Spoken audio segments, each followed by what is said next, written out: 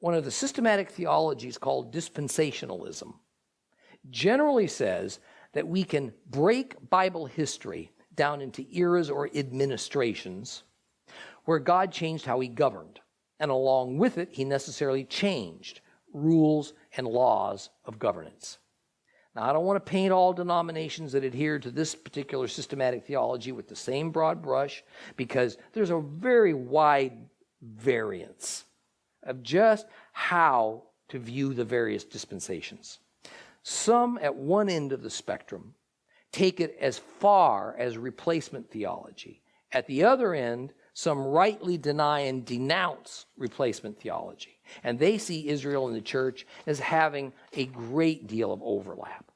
But generally, there's a belief that with every change of type of human governance, in other words, from Moses to the judges, pretty soon now to the kings, that there were significant changes in God's justice system, even alterations in his principles.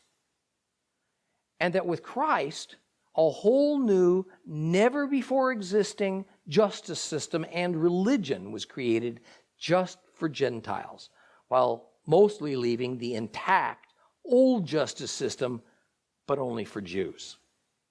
Now, I fervently deny that the Bible, Old or New Testaments, ever envisions or brings about that kind of a thing.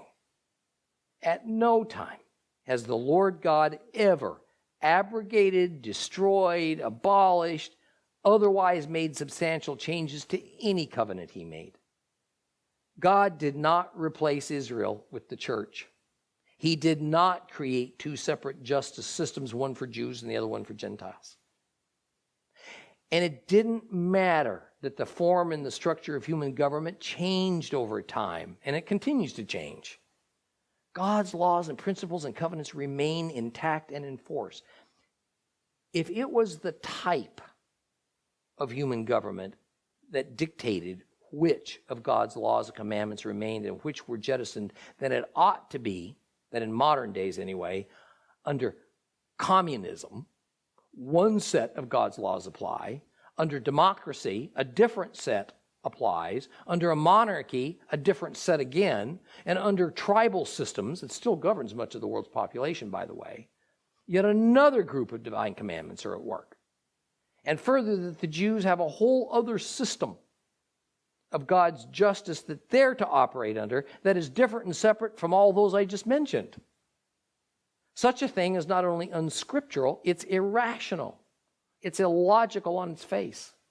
The notion that this is how God operates is nothing but man-made religious philosophy and tradition made to serve an agenda. Samuel ushered in a new type of human government for Israel, not a new religion operating under revised laws and principles. Okay, we'll continue with 1 Samuel chapter 2.